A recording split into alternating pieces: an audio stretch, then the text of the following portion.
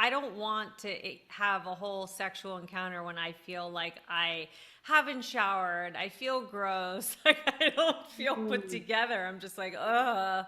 mm. Yeah, no, I mean it's all about how what makes you feel good and good in your skin, right?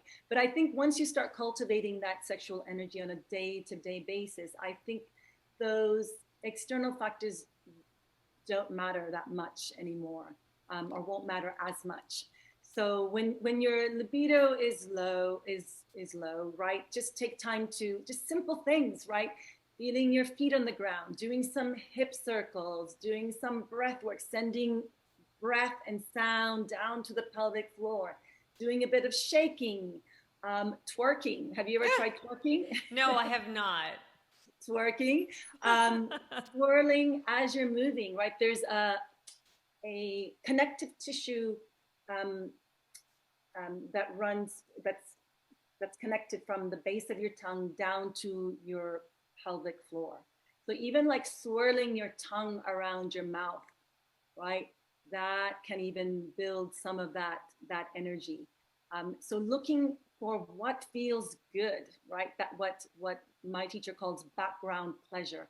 There's always a way to access that background pleasure, that pleasure that we already have in our body. So if you do some hip circles, what do you feel? What sensations, what feelings does it bring up? And can you hold on to those Mm-hmm. sensations and feelings? Can you allow those little practices to fill your sexual energy tank?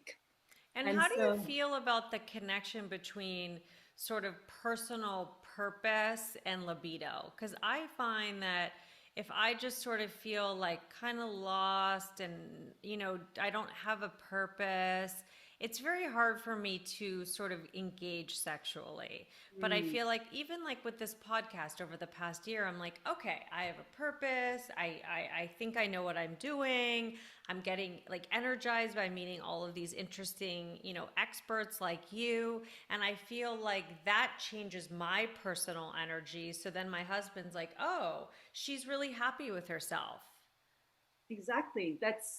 I find that pleasure, power, and purpose are all connected, right? And so that energy that we're building, and then you're not doing sexual practices, the ones I just said, breath work, hip circles, shaking, twerking, Yeah. all of that starts to build that sexual energy, which is the same as the type of energy that you're doing to create and build your podcast. It's all connected, right? Sexual energy is life force energy. It's what wakes us up in the morning, and gets us to do what we love to do most. And so it's that same type of energy. I don't see it any differently. Yeah, yeah. I think some of us kind of categorize as like libido and sexual is like one category and like life purpose and meaning in another category. But it sounds like what you're saying is they're sort of all interrelated. When you feel like you have meaning, you feel like you have purpose, then you feel better about yourself, then you feel like you maybe a little bit more sensual and sexual or open to that, maybe. Yeah, or vice versa. If you're engaging in those Yeah. sensual practices, that will feed the work, your purpose that you're doing, and it will make you feel more alive and engaged with life.